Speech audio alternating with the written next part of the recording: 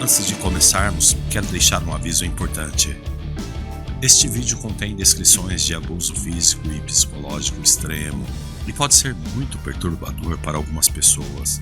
Se você é sensível a esses tópicos, recomendo que considere pular este vídeo ou assistir com cautela. Nosso objetivo ao contar essa história é honrar a memória da vítima, aumentar a conscientização sobre os perigos do abuso e destacar a importância de proteger os mais vulneráveis entre nós. Se você ou alguém que você conhece está passando por uma situação de abuso, por favor, procure ajuda. Informações de contato para linhas de apoio estarão na descrição do vídeo. No episódio de hoje, vamos falar sobre um dos casos mais trágicos e perturbadores da história criminal dos Estados Unidos. O caso de Sylvia Likens. Eu sou o tiozão da Fatos. Seja bem-vindo. Você está na Fatos Criminais.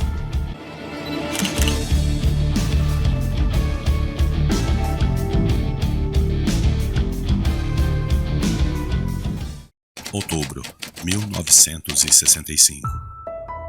Sylvia Mary Likens, carinhosamente chamada de Cookie, tinha como paixão dançar, patinação e as músicas dos Beatles. Era a terceira filha de um casal de atores circenses, Betty e Lester Likens. Ela era a filha do meio entre seus dois irmãos mais velhos, Diana e Daniel, que eram gêmeos, e de Jenny e Benny, também gêmeos. Jenny, por sua vez, era vítima de paralisia decorrente de poliomielite e um ano mais nova do que Sylvia. O casamento dos Likens era instável e eles viviam se mudando diversas vezes. Sylvia constantemente era obrigada a ficar com parentes ou conhecidos quando seus pais estavam em turnê com o circo. Em seus 16 anos de vida, Sylvia morou em nada menos que 14 endereços diferentes. Antes, ela era deixada na casa da avó ou viajava com os pais quando eles não encontravam ninguém para cuidar dela e da irmã. Em 1965, Sylvia e sua irmã Jenny estavam morando com a mãe em Indianápolis, mas logo ela estaria viajando com o circo novamente. Lester Likens, que havia se separado da mulher recentemente, fez as pazes com a esposa e então deixou as duas filhas com Gertrude Benizinski. Guarde bem esse nome. Mãe de Paula, uma garota que as Likens havia conhecido. Apesar de Gertrude e suas 7 crianças serem pobres, Lester Likens, em seu depoimento, disse que não adentrou ao interior da casa para ver as condições para receber as filhas, mas encorajou Gertrude a endireitar suas filhas, assim como fazia com as suas próprias crianças. Benizinski, descrita pelo jornal Indianapolis Star como uma mulher anêmica e depressiva, fruto do estresse de casamentos fracassados, começou a descontar sua raiva nas meninas Likens, batendo nas duas quando o primeiro pagamento chegou atrasado. Gertrude aumentou os abusos contra a Sylvia. Ela a acusou de ter roubado doces de um supermercado, doces que ela, na verdade, havia comprado, e humilhou a garota quando ela admitiu que tinha um namorado. Traz os relatos que ela chutou Sylvia dos genitais e acusou de estar grávida. Paula Benizinski, filha de Gertrude, era quem estava grávida na época. Num dos episódios, ela derrubou Likens e a chutou no chão.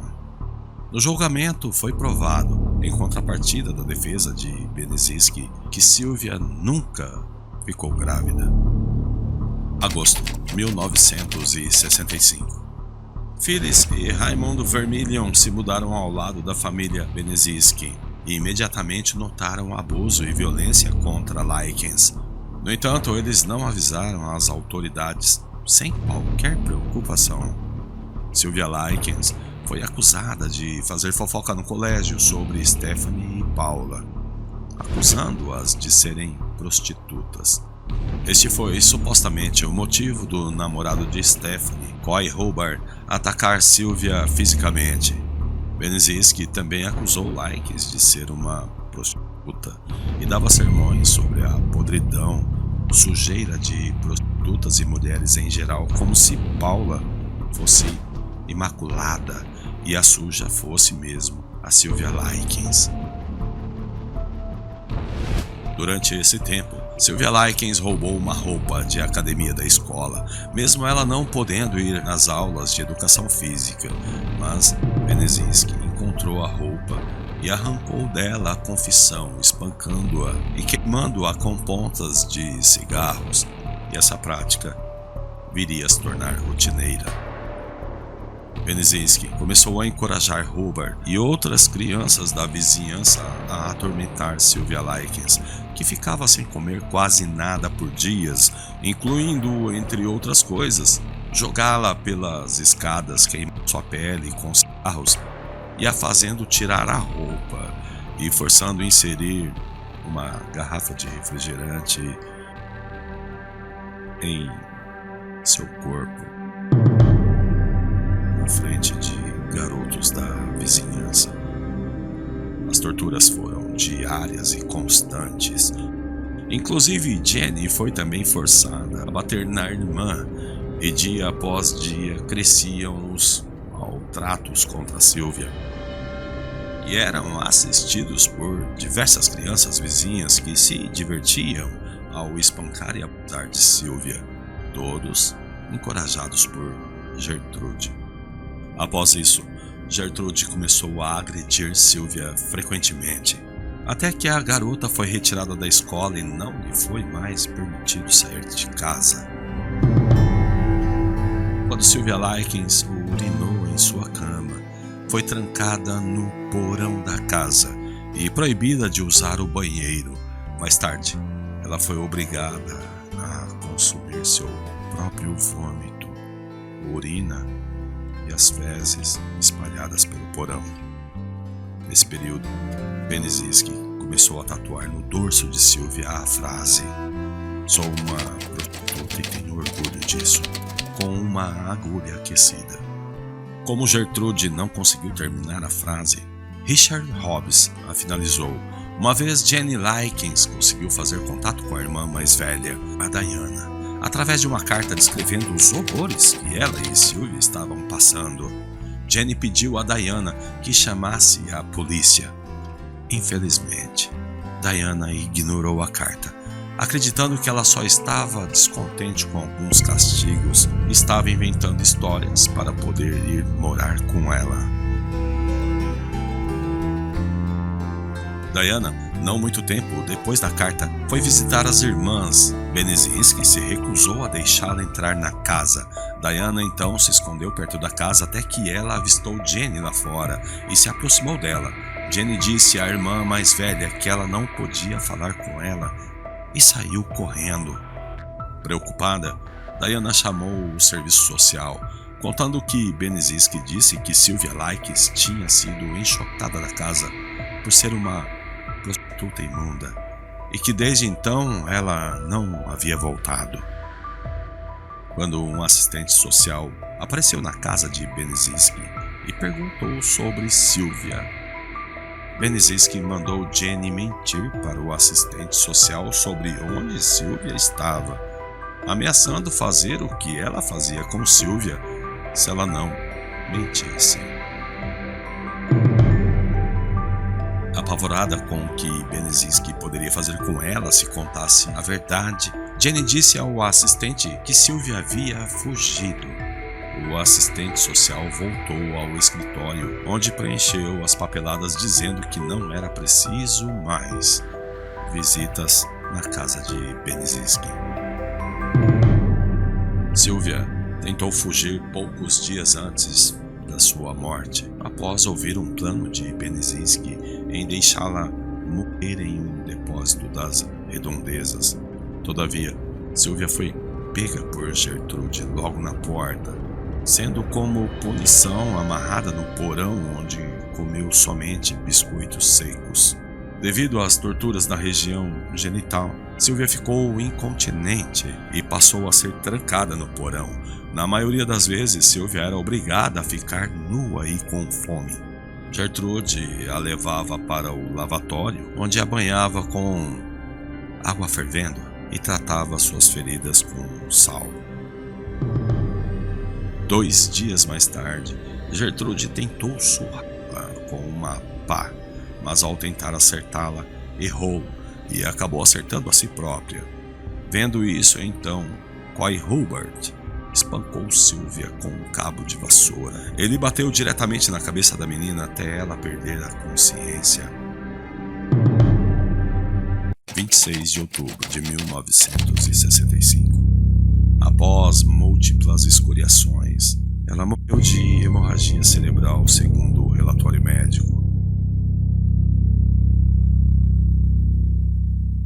Assim que Stephanie Benezinski e Richard Hobbs perceberam que Sylvia não estava respirando, Stephanie tentou aplicar respiração boca a boca até perceber que ela já estava morta. Daí então, Benezinski mandou Richard Hobbs chamar a polícia, que teve acesso a uma carta a qual Sylvia tinha escrito alguns dias antes, obrigada por Gertrude, claro, a qual dizia que ela havia feito sexo com um grupo de jovens por dinheiro e que eles a levaram de carro, bateram nela, a queimaram e tatuaram a frase no seu dorso. Antes da polícia ir embora, Jenny Likens parou um dos policiais e sussurrou: "Me tire daqui e eu lhe contarei tudo." Durante o conturbado julgamento, Benezinski negou qualquer responsabilidade pela morte de Sylvia, alegando insanidade mental. Segundo seu depoimento, ela afirmou que estava muito doente para tomar conta de suas crianças. Os advogados dos menores envolvidos, Paula e John Benezinski, Richard Hobbs e Coy Hubert, afirmaram que eles foram pressionados por Gertrude para cometer as torturas.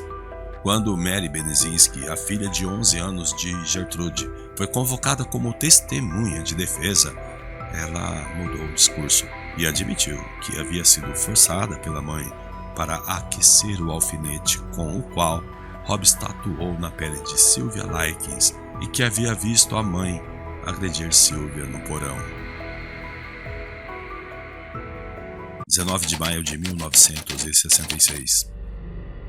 Gertrude Benezinski foi condenada pela prática de assassinato em primeiro grau, porém foi poupada da pena de morte e condenada à prisão perpétua. Sua filha Paula, que deu à luz uma menina durante o julgamento, a qual deu o nome de Gertrude em homenagem à mãe, foi condenada por assassinato em segundo grau e também pegou prisão perpétua. Richard Hobbs, Coy Hubert e John Benezinski foram enviados para um centro juvenil, onde ficaram 2 anos presos. Em 1971, Paula e Gertrude Benezinski foram julgadas novamente. Paula confessou sua culpa e foi solta 2 anos depois. Gertrude Benezinski, todavia, foi novamente condenada por assassinato em primeiro grau. Ela conseguiu condicional em 1985.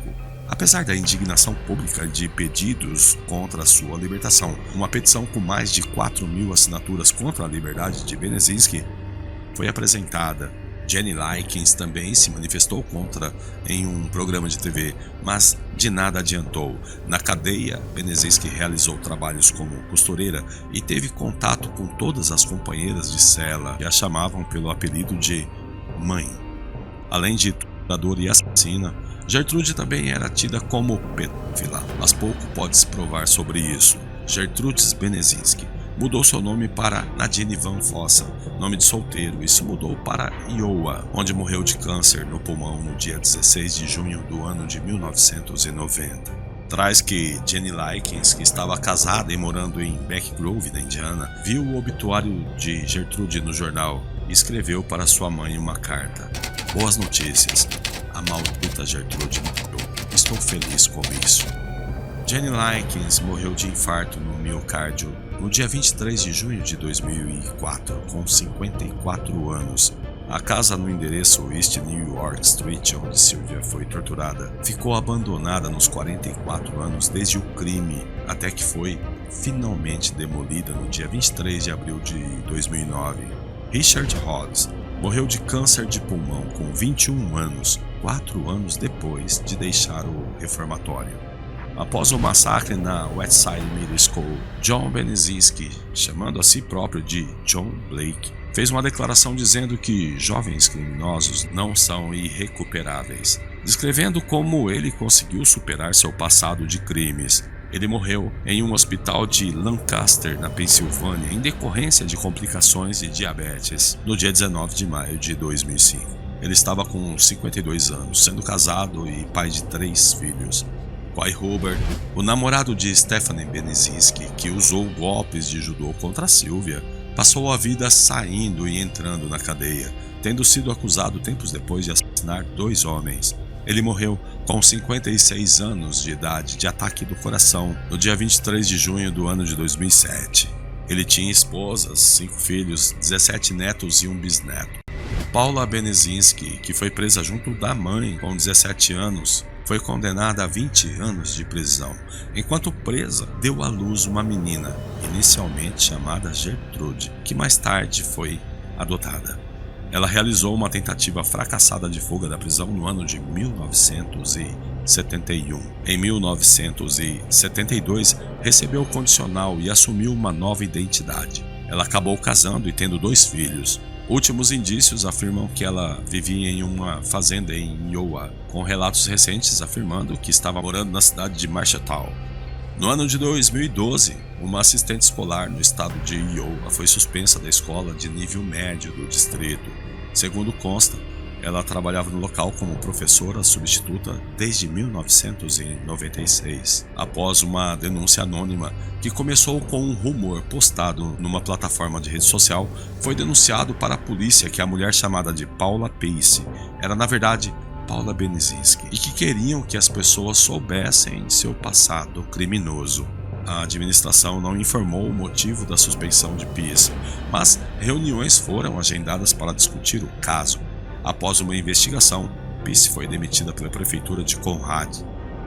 Segundo o representante da prefeitura, ela teria dado informações falsas durante o processo de contratação e se recusou a dar mais explicações. As acusações de participação de Stephanie Benezinski, segunda mais velha, na morte de Sylvia foram retiradas depois que ela colaborou com a justiça. Ela virou professora e teve vários filhos. As acusações de participação no crime de Anna Ruth Sisco, Judy Darlene Duke, Michael John Mora e Randy Gordon Lepper foram retiradas. Randy Lepper morreu em 14 de novembro de 2010 em Indianápolis com 56 anos. Diante disso tudo, tortura, assassinato, foram descritos pelo procurador público do caso como o mais terrível crime cometido no estado de Indiana. Não há palavras que possam chegar perto do sentimento que sinto. Seria talvez até difícil da minha parte tentar externar realmente, mas que este caso nos lembre da importância de estar vigilante e de denunciar qualquer sinal de abuso ou violência. A história de Sylvia é uma tragédia, mas que serve de alerta sobre os perigos do abuso e da negligência. Se você perceber alguém que você conhece que possa estar passando por uma situação de abuso, procure ajuda. Na descrição do vídeo você encontrará informações de contato para linhas de apoio e organizações de suporte. Eu encerro esse episódio dizendo que, de todos que nós temos em pauta aqui, é talvez o mais triste e aterrorizante até agora. Espero você no próximo Fatos Criminais. Até a próxima.